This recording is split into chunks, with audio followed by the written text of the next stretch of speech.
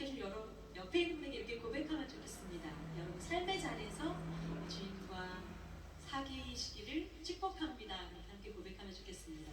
삶의 자리에서 여러분 한 사람 한 사람이 주님과 사귀며 주의 은혜 가운데 나아가기를 축복합니다. 네, 오늘 특별히 예배 가운데 굉장히 많은 분들이 함께 하셨는데요. 오늘 마커스에게 처음 오신 분들을 축복하고 함께 축복하는 시간을 갖기를 원합니다. 오늘 이 시간 예배 처음 나오신 분이 계시면 자리에서 일어나 주실 때 우리 함께 좀 큰 박수로 환영했으면 좋겠습니다. 함께 축복합시다. 주님의 사랑이 당신을 통해 온 세상 가운데 전해지기를. 주님은 너무 당신을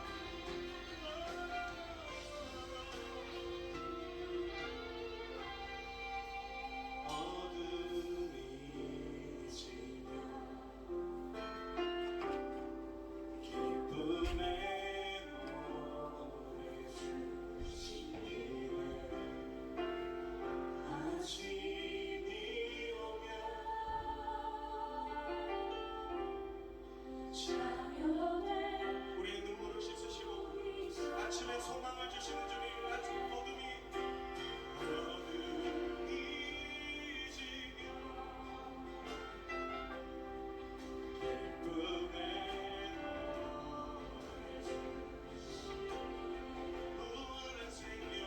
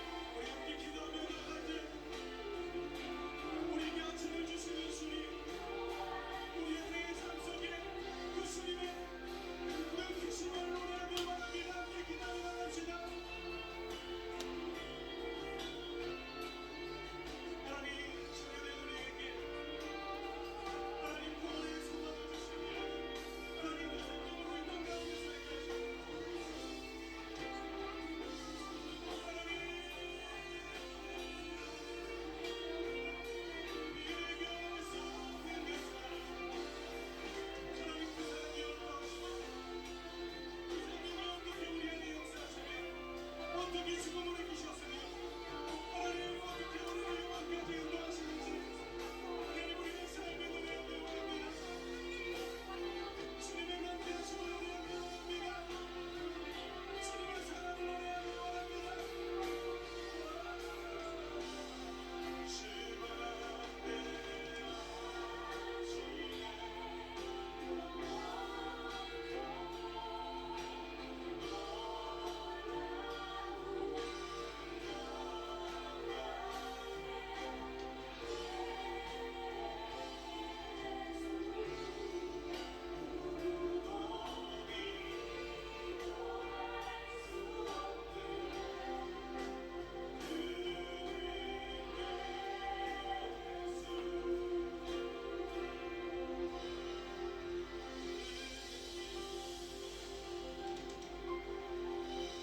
우리를 붙드신 그 생명 안에 우리에게 주신 구원의 능력 알게 그 사랑으로 인도하소서.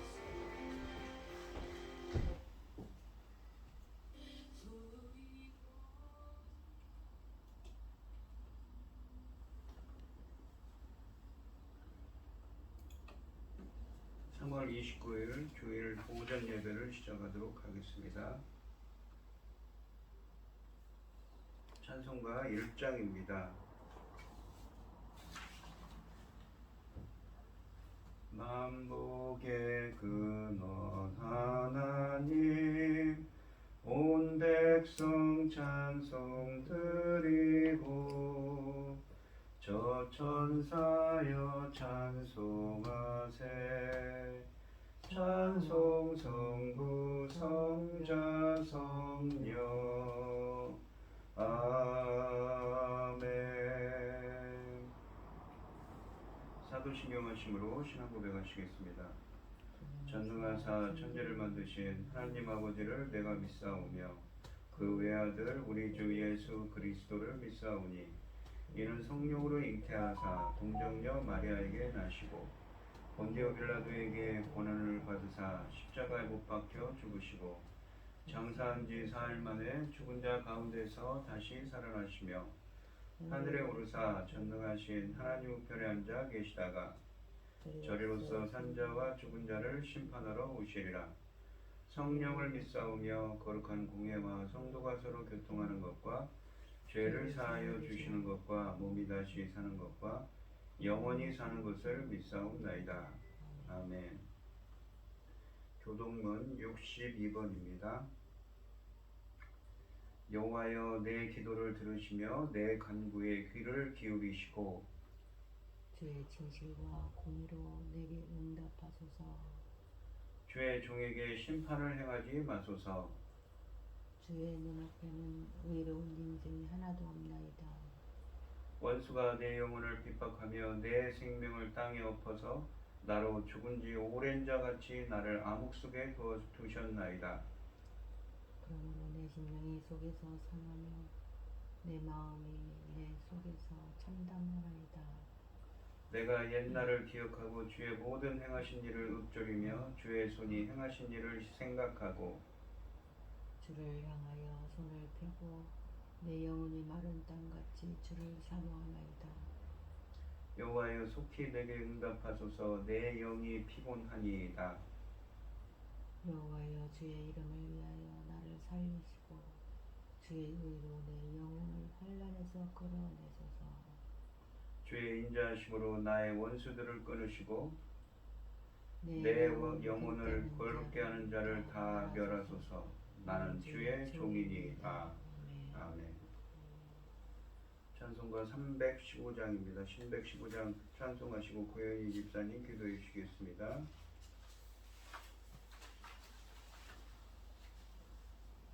내 주 되신 주를 참 사랑하고 곧 그에게 죄를 다 고합니다. 그는 예를 주신 내 예수시니 이전보다 더욱 사랑합니다. 주 날 사랑하사 구하시려고 저 십자가 고난 당하셨도다. 그 가시관 쓰신 내 주 배우니 이전보다 더욱 사랑합니다. 내 평생에 힘쓸 그 큰 의무는 주 예수의 덕을 늘 기림이라. 숨질 때까지 내 할 말씀은 이전보다 더욱 사랑합니다. 그 영광의 나라 나 들어가서 그 풍성한 은혜 늘 감사하리. 금면류관 쓰고 나 찬송할 말 이전보다 더욱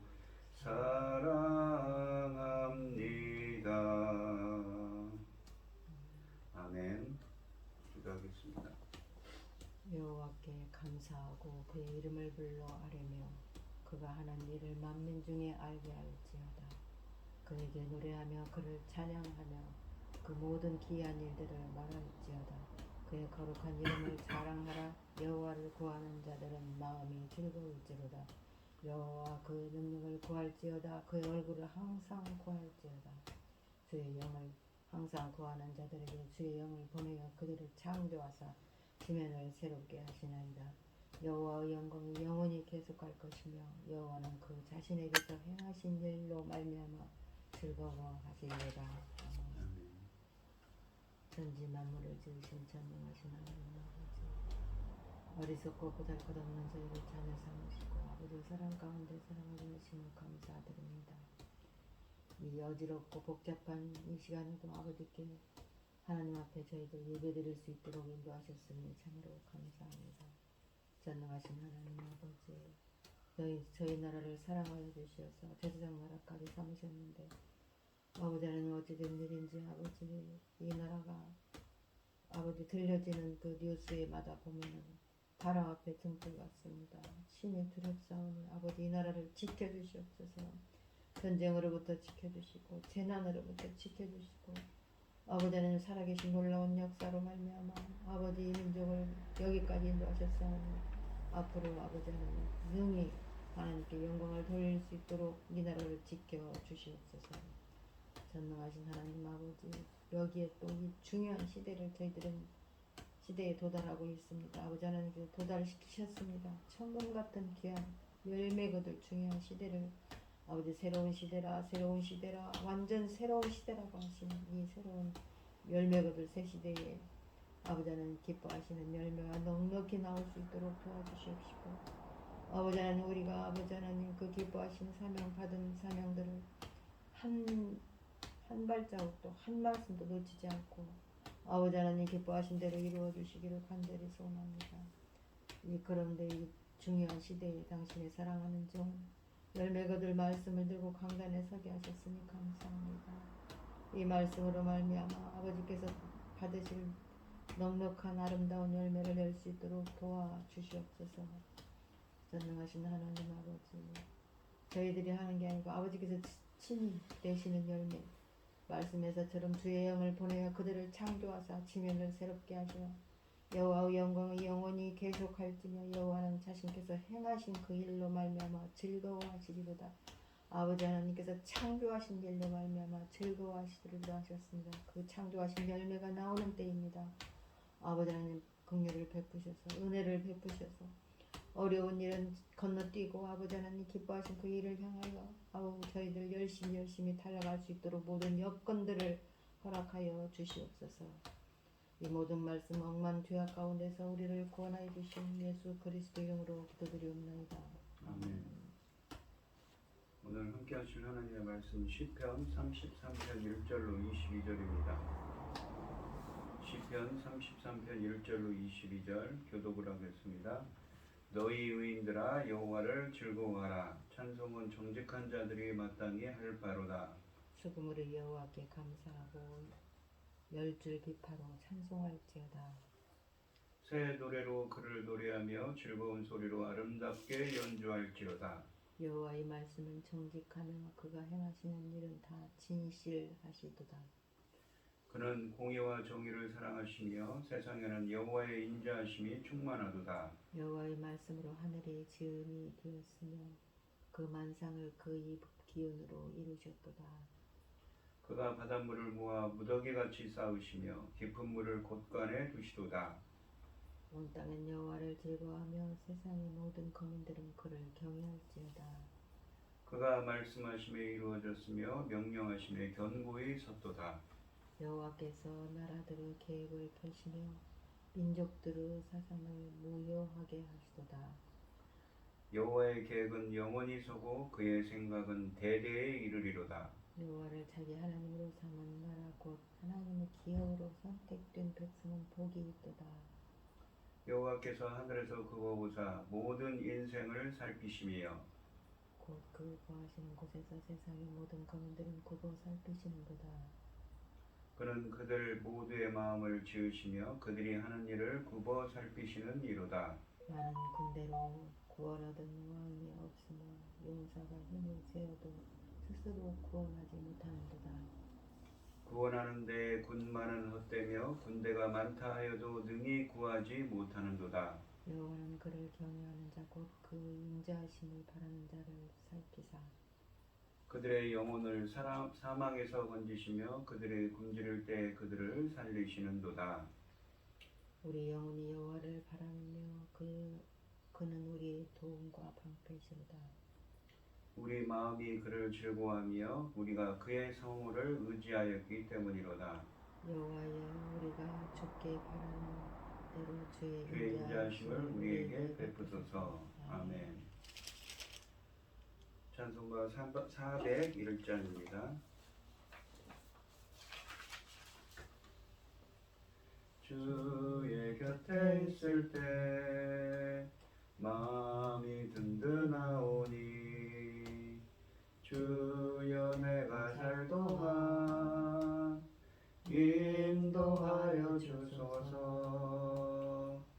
주여 주여 나를 인도하소서. 바른 세상 살 동안 주여 인도하소서. 피난처인 예수여 세상 물결엄할 때 크신 은혜 베푸사 나를 숨겨주소서.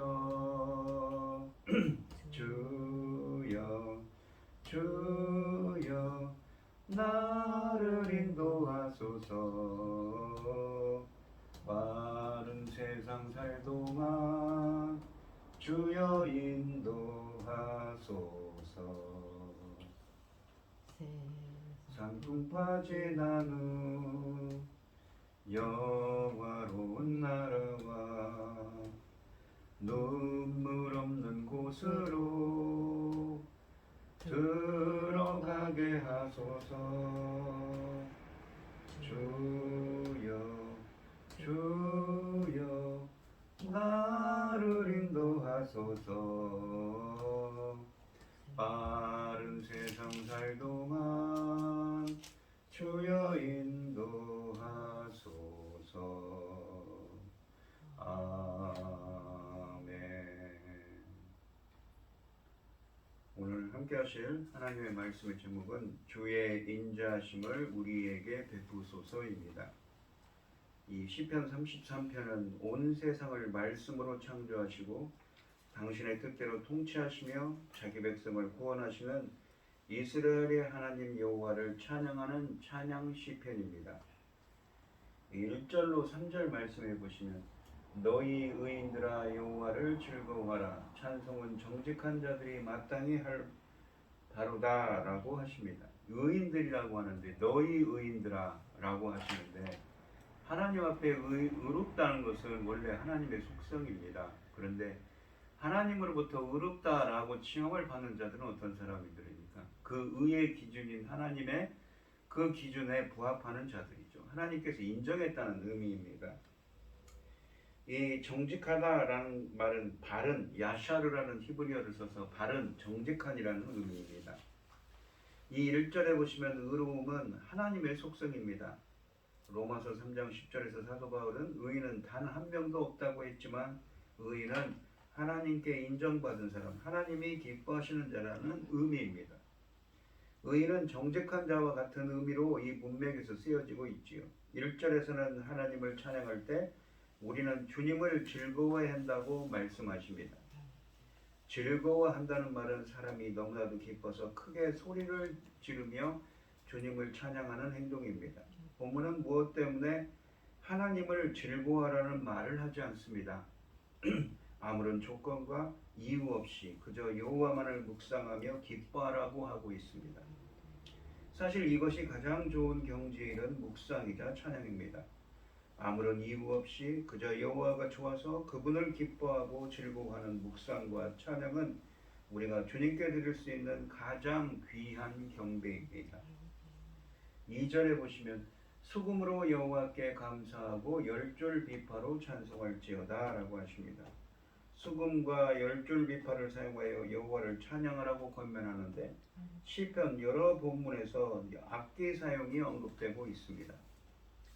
이 두 악기는 온 오케스트라를 대표하며 상징적으로 언급되고 있습니다. 이 악기들 외에도 동원할 수 있는 것은 모두 동원하여 하나님을 찬양하라는 의미입니다. 사람의 목소리로 하나님을 기뻐하는 것도 좋지만 악기들을 동원하여 악기 소리와 사람의 목소리가 조화를 이루며 하나님을 즐거워하는 것은 더 좋은 일입니다. 3절에 보시면 새 노래로 그를 노래하며 즐거운 소리로 아름답게 연주할지어다 라고 말씀하십니다.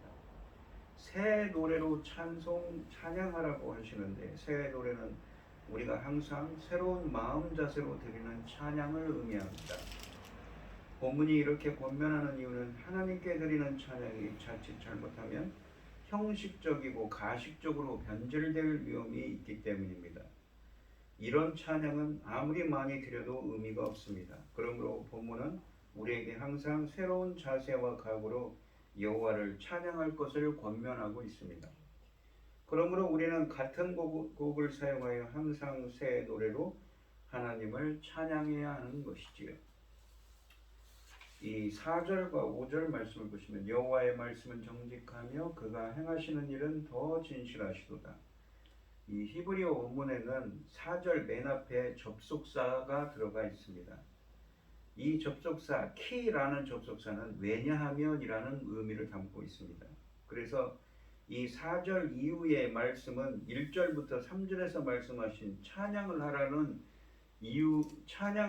했는데 그 찬양을 왜 해야 되는지 그 이유를 설명하는 본문입니다. 여호와의 말씀은 정직하며 라고 할 때 정직하다는 말은 아까 말씀하신 그 1절의 말씀은 정직하다라는 말과 같은 히브리어이고 그가 행하시는 일은 진실하시도다 라고 하는데 이 말은 에무나라는 히브리어를 썼습니다. 진실함, 변함없은 경고함입니다. 주님이 하시는 일은 말씀하신 것을 반드시 이루시는 분이라는 의미지요. 그리고 5절에 보시면 그는 공의와 정의를 사랑하신다고 합니다. 공의라는 것은 이 번역이 제일 제대로 됐는데 공의라는 것은 이 하나님의 속성이라고 그랬죠. 하나님과 이 공의가 인간에게 쓰임은 어떻습니까? 하나님과 인간 간의 바른 관계성을 의미합니다. 하나님이 그 사람을 의의 기준에 부합했다, 인정했다는 의미죠. 그런데 정의라는 것은 인간과 인간 사이의 관계를, 바른 관계를 규정하는 하나님의 의로운 심판을 의미하는 말입니다. 그러니까 공의는 하나님과 인간 사이에, 정의는 수평적으로 인간과 인간 사이의 바른 관계성에 대한 이야기죠. 세상에는 여호와의 인자하심이 충만하도다 라고 하십니다. 인자하심은 헤세드입니다. 언약에 기반한 신실한 사랑이죠. 이 4절 말씀은 이 왜냐하면이라는 접속사로 시작하면서 왜 회중들이 마땅히 여호와를 찬양해야 하는지를 알려줍니다. 이 찬양의 이유 부분을 5절까지로 한정할 필요는 없습니다. 4절부터 19절 전체가 찬양의 이유이자 내용이라고 보면 될 것입니다. 4절과 5절 말씀은 하나님의 말씀과 하시는 일 전체에 대한 찬양 주제를 요약한 것입니다. 이 4절은 하나님의 말씀대로 이루어진 일들의 신뢰성을 강조합니다. 먼저 온 세상을 지으시고 다스리시는 왕이신 하나님의 말씀은 정직하다고 하십니다.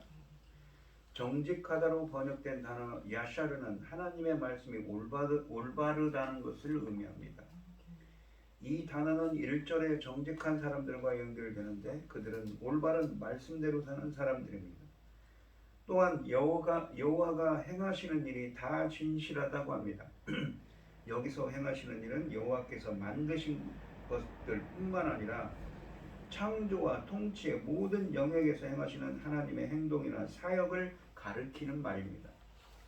이 일을 진실한 가운데서 행하신다는 것은 뜻하시고 약속하신 대로 신실하게 그것을 이루시는 것을 의미합니다. 문맥적으로 보자면 6절부터 노래하는 하나님의 창조와 통치가 하나님이 말씀에서 뜻한 바대로 정확하게 이루어졌음을 의미하면서 하나님의 창조와 통치가 무질서하거나 거짓되거나 변덕스럽지 않고 질서, 정연하고 바르고 믿을만하다는 것을 우리에게 말씀하고 있습니다. 창세기 1장에 반복되는 보시기에 좋았더라 라는 표현이 이를 반영하는 것입니다. 이 5절 말씀해 보시면 그는 공의와 정의를 사랑하시며 세상에는 여호와의 인자하심이 충만하도다 라고 하십니다. 이 5절은 여호와의 말씀과 일 가운데 나타나는 여호와의 성품에 대해 노래합니다. 하나님의 말씀과 일은 그분이 공의와 정의를 사랑하시는 분임을 드러낸다고 합니다. 하나님과 인간 사이의 바른 관계성을 의미하는 공의와 사람과 사람 사이의 바른 관계를 의미하는 정의는 하나님 통치의 기초이자 하나님 나라의 핵심적인 두 가지 정신으로서 하나님 나라의 왕들과 백성들이 반드시 가져야 하는 성품이라고 구약에서 여러 차례 언급되고 있습니다. 그래서 1절에서는 이런 성품을 가진 하나님의 백성들을 의인들이라고 부르고 있습니다. 창조 세계와 역사 모두에 하나님의 올바른 질서인 공의와 정의가 반영되어 있습니다. 여호와가 공의와 정의를 사랑하신다는 것은 비록 그가 창조와 역사에서 행하시는 모든 것이 때로 우리가 보기에는 불공정하거나 정의에 맞지 않은 것처럼 보일지라도 궁극적으로는 공의롭고 정의롭다는 것을 말합니다. 또한 하나님의 무한한 사랑과 은혜를 의미하는 인자하심이 하나님의 백성들에게만이 아니라 세상에도 가득하다고 노래하고 있습니다. 이 인자하심이라는 말은 히브리어로 헤세드인데 언약적 충성, 언약에 기반한 신실한 사람을 의미합니다. 이 어떤 약한 자, 어떤 사람이 곤궁에 처했는데도 그럴 의무가 없음에도 불구하고 자발적으로 보이는 언약에 기반한 사랑을 의미합니다. 이스라엘이 언약에 충실하지 못했을 때 죄의 용서를 하시는 긍휼을 포함해서 여호와의 불변의 언약적 충성과 사랑을 가리키는 말입니다. 하나님 여호와의 말씀은 늘 옳고 하시는 일도 항상 진실합니다. 그러니까 이 하나님은 어떤 분이시냐면 말씀하셨고 그 말씀하신 언약들을 이루는 불변의 자비와 긍휼을 베푸셔서 불변의 사랑을 베푸시는 분이라는 것이죠. 세상에 그러한 하나님의 인자하심이 충만하다고 합니다. 그러한 하나님은 어떻신 분입니까? 바로 그 진실함을 드러내시는 분이죠. 같은 비슷한 의미가 있습니다. 진실하다고 할 때도 4절에서 어떻습니까? 신실함, 말씀하신 것을 반드시 이루시는 분이라고 그랬지요. 그분이 공의와 정의를 바라시기에 세상에 주의 인자를 가득 채우십니다. 주님의 인자는 정직한 말씀과 정직한 행위를 통해 세상 구석구석에 충만하고 주님의 인자하심이 미치는 곳마다 공의와 정의가 강물같이 흘러 넘칩니다. 그러므로 의인은 말씀에서 참된 지혜를 배우고 정직한 자는 그분이 하시는 일에서 참사랑을 경험하게 되는 것입니다. 6절부터 9절 말씀은 4절에서 찬양한 여호와의 정직한 말씀의 창조와 섭리의 능력을 노래합니다. 이것은 창세기 1장 말씀을 연상시킵니다. 6절 말씀에 보시면 여호와의 말씀으로 하늘이 지음이 되었으며 그 만상을 그의 입기운으로 이루었도다 라고 하십니다. 하늘과 그 안의 만상, 그리고 7절에서는 바다와 그 안의 깊은 물, 그리고 8절에 온 땅과 그 안의 모든 거민이 왕이신 여호와의 말씀대로 창조되고 유지되고 있다고 9절에 또한 노래합니다. 하늘, 바다, 땅의 순서는 창세기 1장의 순서를 반영합니다. 6절은 먼저 창조가 말씀으로 되었음을 강조합니다. 시편 중에서 이렇게 명확하게 세상이 말씀으로 지어졌다고 말하는 것은 33편이 유일합니다. 이 6절은 9절과 함께 온 세상의 왕이신 여호와가 당신의 말씀으로 온 세상을 창조하신 것을 강조합니다. 말씀이 이룬 첫 번째 창조는 하늘 창조와 하늘을 구성하는 천체인 만상, 즉 해와 달과 별들의 창조입니다. 또한 6절에 입기운으로 이루었다고 하는데, 입기운이라는 말은 히브리어로 이 루하우, 하나님의 영을 뜻하는 영혼이나 하나님의 영을 뜻하는 이 루하우와 폐, 입을 뜻하는 폐라는 말의 합성어입니다.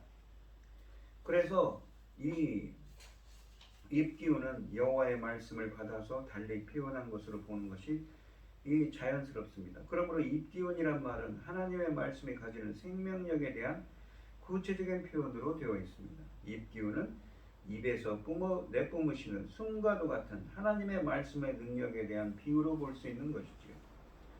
7절은 말씀으로 이루신 두 번째 창조인 바다의 창조를 노래합니다.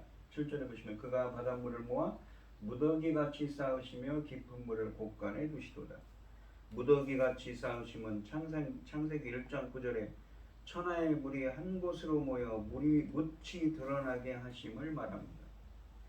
곳간에 두셨다는 것은 창세기 1장 7절과 19장 11절의 땅 밑의 큰 깊음의 샘물과 하늘 위의 물, 곧 궁창 위의 물에 대한 언급입니다.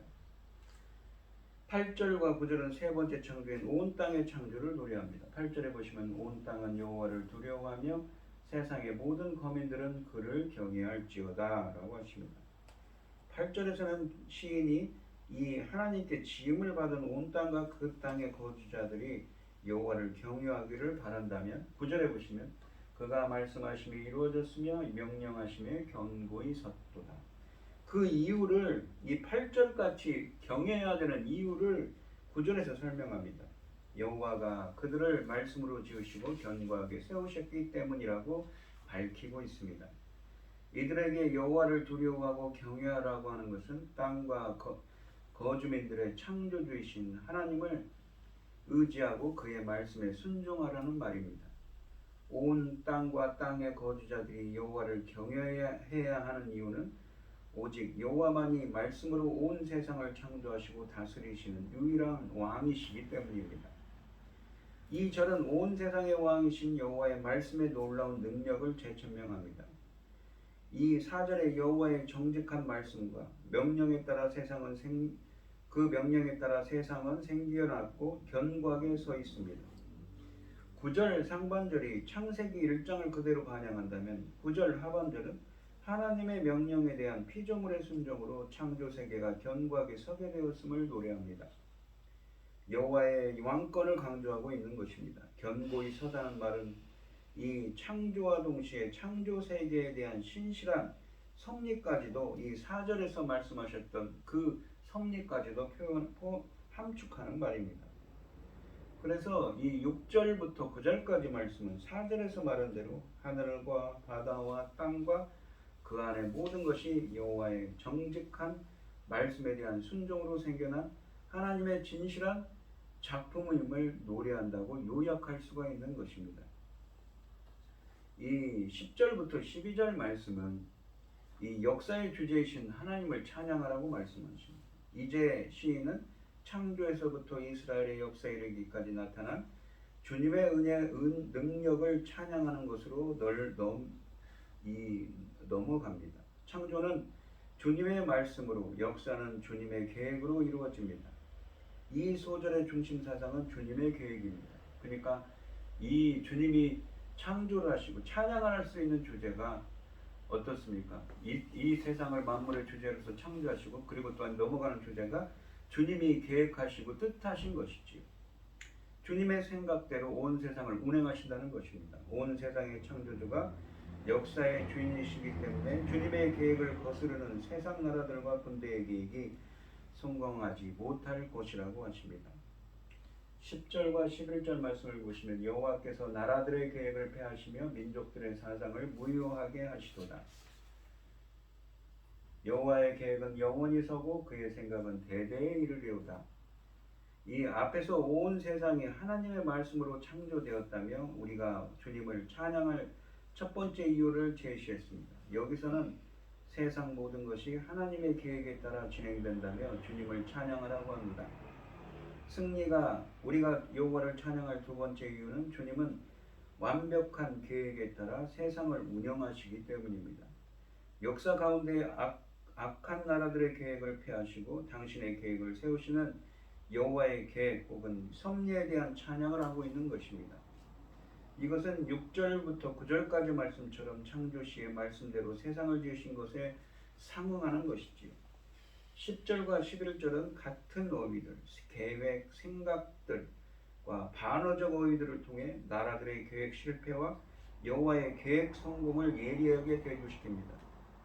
나라들이나 민족들은 여호와와 대조되고 그들의 계획이나 생각이 패하고 무효화되는 것은 여호와의 계획과 생각이 영원히 그리고 대대로 지속하는 것과 극명하게 대조되고 있습니다.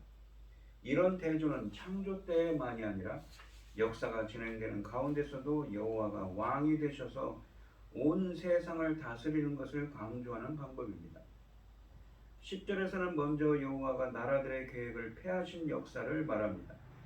이것은 하나님께서 공연히 인간의 계획과 사상을 헛되게 만드신다는 것이 아니라 불신자들의 그릇된 사고에서 나오는 하나님의 공의와 정의에 어긋나는 계획들을 좌절시킨다는 의미입니다. 칼빈이 말한 대로 하나님께서 사악한 인간들의 방종과 타락을 위해 세운 계획들을 소멸시키지 않는다면 하나님을 믿는 자들처럼 불쌍한 피조물은 이 땅에 없을 것입니다. 여호와께 지음받은 창조세계가 그분에게 보여야 할 유일한 반응은 8절 말씀처럼 경외뿐입니다. 그런데도 역사 가운데서 이러한 여호와의 뜻에 대항하여 자기 생각대로 세계를 경영하려는 인간 나라들, 이집트와 블레셋과 모압과 암몬 같은 나라들이 일어났습니다. 이들의 계획은 모두 창조주이시자 역사의 주인이신 여호와에 의해 망하고 말았습니다. 10절의 고백은 이런 역사를 반영하면서 역사의 주권이 여호와께 있음을 고백하고 있는 것이지요. 이 11절에서는 10절과 대조적으로 여호와의 계획은 영원히 대대에 견고하게 선다고 하십니다. 여기서 계획이나 생각은 4절과 6절의 말씀에 상응하는 것으로서 후자가 창조의 능력이었다면, 그러니까 4절, 5절, 6절에서는 창조의 능력에 대한 창조의 능력에 대해 말씀했다면, 이 오늘 본문에서 이 10절과 11절은 역사의 주인이신 여호와가 역사를 진행하시는 섭리의 능력으로서의 그 말씀에 대해 말씀하십니다. 말씀과 계획은 종종 함께 등장하곤 합니다. 9절에서 말씀으로 창조 세계가 견고히 섰듯이 여호와의 계획도 역사 속에서 영원히 서 있습니다. 창조의 말씀은 섭리의 계획 가운데서 지속되고 완성되어 갑니다. 이런 계획은 창조된 세계 가운데 하나님 나라를 세우는 것을 말하는데, 그것의 절정은 12절이 말하는 하나님 백성의 선택으로 이루어집니다. 12절 말씀을 보시면 여호와를 자기 하나님으로 삼은 나라, 곧 하나님의 기업으로 선택된 백성은 복이 있도다. 여호와를 자기 하나님으로 삼은 나라라고 하는데, 그 사람들이 어떤 사람들이냐면 하나님의 기업이라는 건 하나님의 특별한 소유를 뜻하는 말입니다. 기업이라는 말은 나할라라고 해서 하나님의 특별한 소유로 선택된 백성이라고 합니다. 이런 사람들은 복이 있다는 것이죠. 하나님의 특별한 소유로 선택되어서 여호와를 자기 하나님으로 삼은 사람들의 나라가는 복이 있다고 말합니다. 2절은 전체 시편의 중심으로서 2절을 중심으로 앞부분이 모이고 2절을 중심으로 뒷부분이 흩어집니다. 왜 그들이 복이 있습니까? 앞에서 설명했죠. 왜? 여호와 하나님은 창조주이시고 그분의 계획과 뜻대로 천지 만물을 운행하고 계시기 때문인 것이죠. 그래서 찬양으로 했죠. 그렇기 때문에 그분의 소유로, 특별한 소유로 이 선택된 백성들은 복이 있다고 하는 것입니다. 열방의 계획이 무너지고 여호와의 계획이 가장 감격적으로 이루어진 예의 핵심은 이 땅에 하나님 나라로서 이스라엘이 탄생한 것입니다. 이 절의 나라와 민족은 10절의 나라들과 민족들과 대조적으로 단수입니다. 이것은 많은 나라 중에서 이스라엘만 여호와를 자기 하나님으로 삼은 나라이고, 많은 백성 중에서 이스라엘만 여호와가 자기 기업으로 선택하신 백성임을 강조합니다. 12절은 11절에 하나님의 계획을 따라 세상 많은 나라 중에서 자신의 기업으로, 그러니까 하나님의 특별한 소유로 선택된 백성으로서의 이스라엘이 누리는 하나님의 보호와 인도와 복지심에 대한 행복 선언입니다. 그러면서도 이 행복 선언은 백성으로서 순종해야 할 교훈이기도 한 것이지요. 이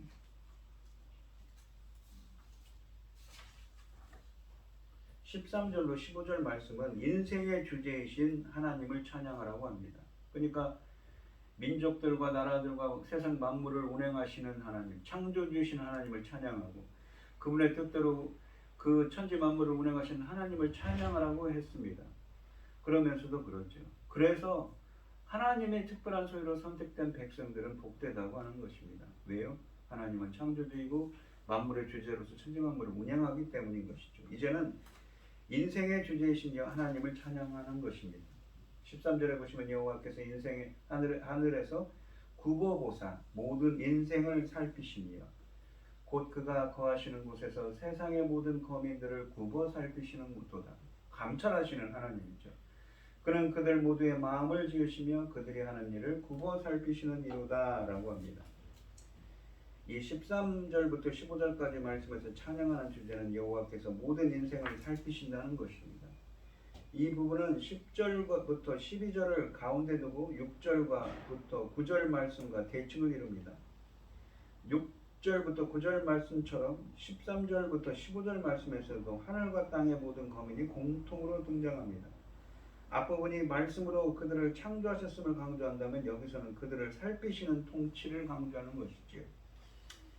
이것은 12절의 주제를 온 세상으로 확대하여 역사 가운데서 여호와가 자신을 하나님으로 삼는 백성을 찾으시는 이미지를 제공하고 있습니다.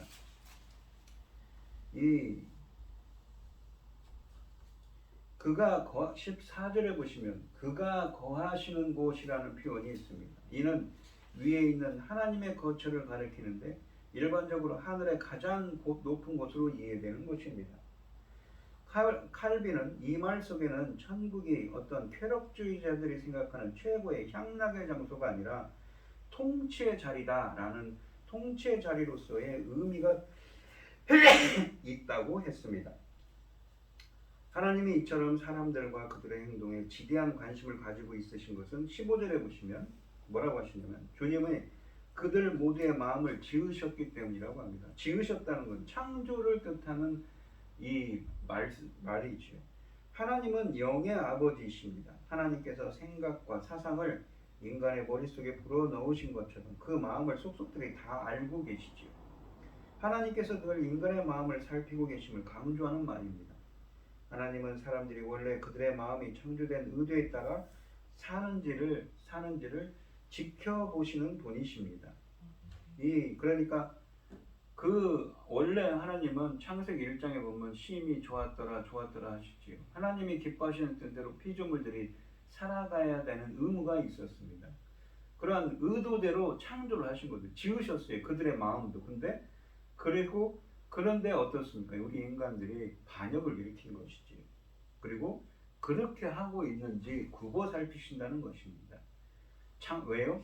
왜 그렇습니까? 그렇게 할 수 있는 권한이 왜 있습니까? 아까도 앞에서 설명드렸듯이 천지 만물을 지으신 창조주이시고 그분의 계획을 따라 운행하고 계시기 때문인 것이죠. 그리고 그들을 또한 바라보고 계십니다. 감찰하고 계신다고 하십니다. 이 악을 행하여 하나님의 선하신 의도를 훼손하면 벌을 받고 그렇지 않으면 어떻습니까? 하나님의 뜻대로 살면 복을 주실 것입니다. 그렇다면 우리의 마음은 그 의도를 어떻게 표현하는가요? 본문은 우리의 행실이 우리의 마음을 표현한다고 합니다. 그러므로 우리의 마음을 지으시니까 우리가 하는 일을 다 살펴보고 계신 것이지요. 이 16절로 19절 말씀을 보시면 많은 군대로 구원 얻은 왕이 없으며 용사가 힘이 세어도 스스로 구원하지 못하는 것. 구원하는데 군만은 어때며 군대가 많다 해도 능히 구하지 못하는 거다. 여호와는 그를 경외하는 자, 곧 그의 인자하심을 바라는 자를 살피사. 인자하심은 아까도 말한 그 헤세드라고 했죠.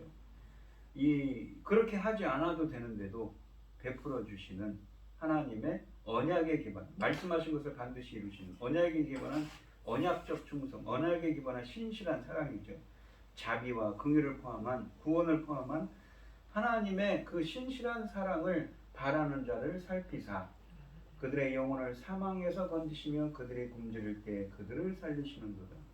진정한 구원자는 인간의 힘이 아니라 바로 이 하나님을 경외하고 하나님의 인자하심을 그 자비와 긍휼과 신실한 사랑을 구하는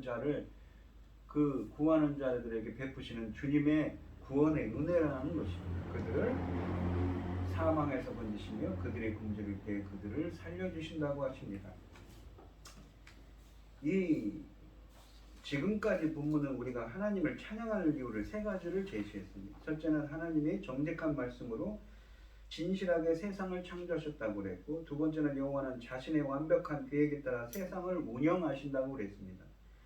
세 번째는 하나님은 우리를 자기 백성 삼으셨습니다. 12절에 그랬죠. 여기에 네 번째 이유가 더해집니다. 우리는 하나님이 우리를 구원하시고 보살펴 주시는 분임을 찬양해야 한다고 하는 것입니다. 그러니까 이 하나님께서는 이 천지를 창조하시고 천지 만물을 운행하시는 하나님이 만물의 주제로서 그 그 하나님의 백성으로 선택된 백성들은 그래서 12절에 복되다고 그랬죠. 근데 그 하나님께서는 굽어 살펴보십니다. 어떤 것을 굽어 살펴보십니까? 바로 그 창조된 의도대로 살아가는 자들이죠. 그 자들은 누구로 정리되냐면 18절에 보시면 그를 경외하는 자, 그리고 그의 인자심을 바라는 자, 구하는 자지요. 그리고 그러한 자들을 주님을 경외하고 주님의 헤세드, 인자하심을 구하는 자들에게 영혼을 사망에서 건지시고 그들이 굶주릴 때 그들을 살려주시는 분이라고 말씀하고 있는 것입니다. 이 16, 17절에서 시인은 말과 군대와 힘은 일반 왕들이 전쟁을 위해 가장 의지하는 것들이지만 그런 것들이 궁극적인 구원이나 승리를 주지는 못한다고 교훈을 하고 있습니다. 출애굽에서 이런 사실은 분명하게 드러났지요. 세계 최강이었던 이집트의 말과 군대는 참된 전사이신 여호와에 의해 철저하게 멸망됐습니다. 또한 가나안 정복이나 다윗의 정복 전쟁에서도 분명하게 증명된 것이었습니다. 18절과 19절은 군대나 말이 아니라 하나님의 여호와의 눈이 궁극적인 구원을 준다고 강조합니다. 여호와의 눈이 주신다. 주님께서 보신다는 것이죠. 살펴보신다는 것입니다. 여호와의 눈은 천지를 창조한 하나님의 입과 6절에 말씀하신 그 하나님의 입 기운과 말씀과 비교됩니다. 13절로 15절에서 강조했던 여호와의 살피심이 누구를 향하여 구원을 베푸는지를 도래합니다. 이런 대조를 위해 18절은 원문으로 보라라는 감탄사로 시작합니다. 우리말 성경에는 빠져 있지요. 여호와는 살펴보십니다. 살펴보신다고 말씀하시죠. 여호와의 눈이 누구에게로 향한다고 표현하는 것입니다. 이 두 구절은 여호와의 눈은 고통 가운데서도 여호와를 경외하고 그의 인자하심을 바라는 자를 돌보시기에 그들에게 향한다는 점을 강조합니다. 우리가 민수기 6장 23절로 29절의 제사장적 축도에서도 보시지만 주님의 눈이 누구를 향하는 것은 자비와 긍휼과 은혜를 뜻하는 말입니다. 그런데 하나님께서 누구를 바라보지 않는 것은 무엇입니까? 심판이지요. 여호와를 경외하고 그의 인자심을 바라는 것은 12절에서 말한 하나님의 백성의 가장 중요한 자질인 것입니다. 이 경외하는 자들은 8절의 말씀에 순종하여 여호와를 창조주요 왕으로 고백하며 그의 의로운 통치에 순응하는 자들입니다. 인자심을 온전히 의지하는 자들하고 비슷한 의미인 것이지요. 19절은 여호와의 눈이 그를 경외하는 자들에게 향한 목적이 당신을 바라는 자들의 구원임을 분명히 밝히고 있습니다. 그래서 20절로 22절에 보시면 우리의 영혼이 여호와를 바라며, 그래서 우리의 영혼은 주님을 바라며 주님을 구한다고 합니다. 바라며라는 것은 간절히 구한다는 의미를 담고 있는 히브리어입니다. 이 말은 그는 우리의 도움과 방패시로다.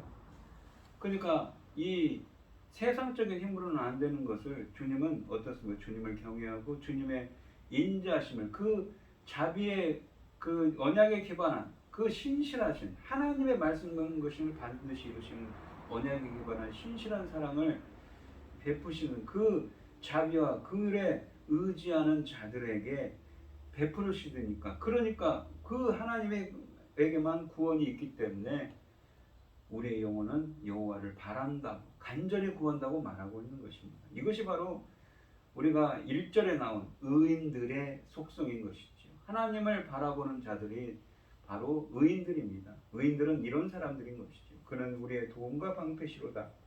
우리 마음이 그를 즐거워하며 우리가 그의 성호를 의지하였기 때문에, 성호라는 건 하나님의 이름인 것이죠. 하나님의 이름을 의지하였기 때문에, 그러니까 이 우리라는 표현을 쓰고 있습니다. 그러니까 이 좀 달라지지요. 이 문장이 이 20절에서 이 회중들은 창조주의 온 세상의 왕이신 여호와의 인자심을 바라는 자에게 구원이 있기에 이스라엘의 도움과 방패이신 여호와를 간절히 구한다고 표현합니다. 이 21절에 보면 우리 마음이 그를 즐거워하며 우리가 그의 성호를 의지하였기 때문이라 이로다. 여호와여 우리가 주께 바라는 대로 주의 인자하심을 우리에게 베푸소서. 우리가 주님께 바라는데 주님께 구하는 대로 주의 인자하심을 그 언약에 기반한 신실한 사랑을 우리에 베풀어 주십시오라고 말합니다. 이 오늘 본문 말씀을 보시면 이 시편 33편은 하나님을 찬양하는 찬송시로 시작을 했는데 찬양할 이유가 무엇이었습니까? 하나님을 찬양할 이 찬송시는 찬양의 이유는 무엇이었냐면 이 첫째는 창조주이셨습니다. 찬양하라고 시작했습니다. 그리고 그분은 그분의 뜻대로 천지 만물을 운행한다고 그랬습니다. 우리를 만물의 주제로서 우리가 그 지으신 뜻대로 살아가는지 우리를 보고 살피는데 하나님은 어떻습니까? 주를 경외하고 주의 인자하심을 바라는 자들에게 구원을 베푸신다고 분명히 말씀하시죠. 그래서 우리들에게도 주의 인자하심을 베풀어 달라고 이 시인은 시편 33편을 마무리하고 있습니다. 하나님은 정직하고 신실한 말씀과 행위와 의의 인자하심으로 온 세상을 지으시고 통치하시는 창조주이십니다. 그러므로 그의 나라로 부름을 받아 의롭게 된 백성은 오직 왕이신 여호와만을 경외하며 즐겁게 찬송하며 또한 그의 인자하심을 구해야 되는 것이지요. 찬송은 의인과 정직한 자의 노래입니다. 의인은 하나님과 바른 관계를 맺는 이들이며 정직한 자는 그 관계에 합당하게 살아가는 이들을 가리킵니다. 그들은 하나님이 그분을 알리시는 말씀과 행위 안에서 그분의 위대하심과 인자하심을 날마다 경험하기에 찬송하지 않을 수 없습니다. 하나님을 찬양하는 수단과 방법은 다양합니다. 오늘 말씀을 통해 새롭게 깨달은 하나님을 나만의 새 노래로 찬송해야 하는 여러분들이 되시기를 바랍니다. 세상을 창조하고 구원하신 주님을 영원히 찬송하는 여러분들이 되시기를 바랍니다. 오늘 본문 말씀을 정리하자면 그렇지요.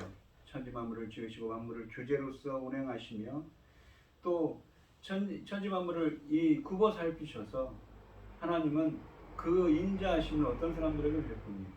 주님의 의인들, 그 말씀의 뜻대로 살아가는 의인들, 그 하나님을 경외하며 인자하심을 구하는 자들에게 주님의 자비와 긍휼과 언약에 기반한 신실한 사랑을 구하는 자들에게 구원을 베푸신다고 말씀하십니다. 그리고 그 하나님을 찬양하라고 말씀하는 것이지요. 여러분들도 그 하나님의 인자하심을 체험하고 언약에 기반한 신실한 사랑을 체험할 수 있는 여러분들이 되시고 본문의 말씀처럼 만물의 창조주이시며 주제이신 주님의 그 은혜를 체험하고 주님을 온전히 새 노래로 찬송할 수 있는 여러분들이 되시기를 축원드리겠습니다. 기도하겠습니다. 하나님을 경외하며 주님의 인자하심을 구하는 자들에게 주님 오늘 이 시간 주님의 인자하심을 그 언약에 기반한 신실한 사랑과 자비와 긍휼을 베풀어 주셔서 주님의 그 신실한 사랑을 주님의 사랑을 체험할 수 있도록 하여 주시옵시고 시편 33편 말씀처럼 새 노래로 언제나 새 노래로 주님을 영원히 찬양할 수 있는 저희들이 되게 하여 주시옵소서. 이 모든 말씀 거룩하신 예수님 이름으로 기도합니다. 아멘. 찬송가 384장입니다. 나의 갈 길 다가도록 예수 인도하시니 내 주 안에 있는 긍휼 어찌 의심하리요. 믿음으로 사는 자는 하늘 위로 받겠네. 무슨 일을 만나든지 만사 형통하리라. 무슨 일을 만나든지 만사 형통하리라. 나의 길을 다가도록 예수 인도하시니 어려운 일 당한 때도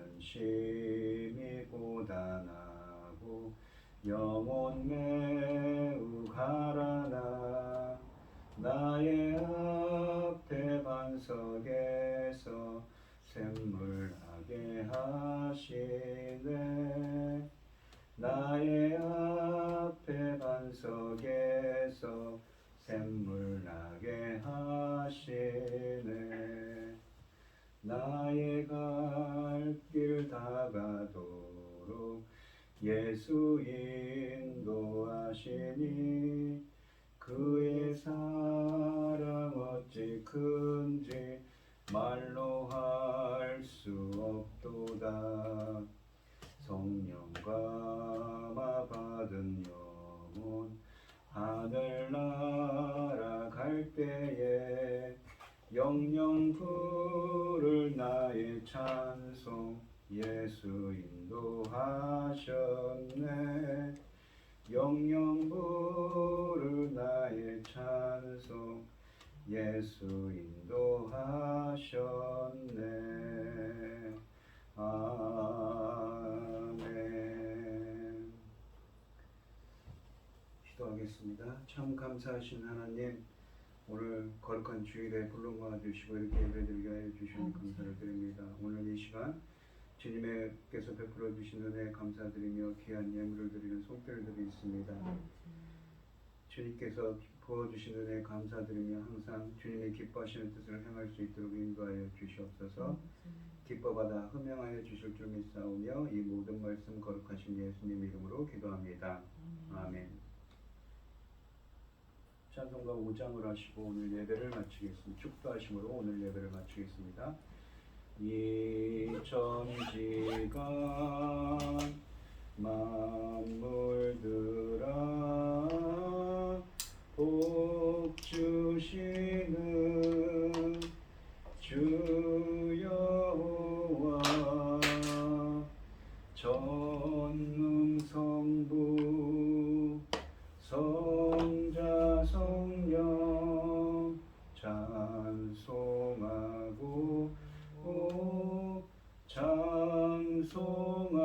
찬송하세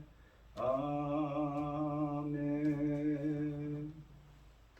이제는 주 예수 그리스도의 은혜와 아버지 하나님의 극진하신 사랑과 성령의 교통하심이 성도들 머리머리 위에 이제로부터 영원히 함께 있을지어다.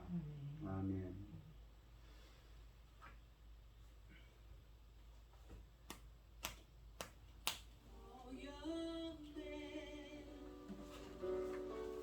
함께 주를 찬양하며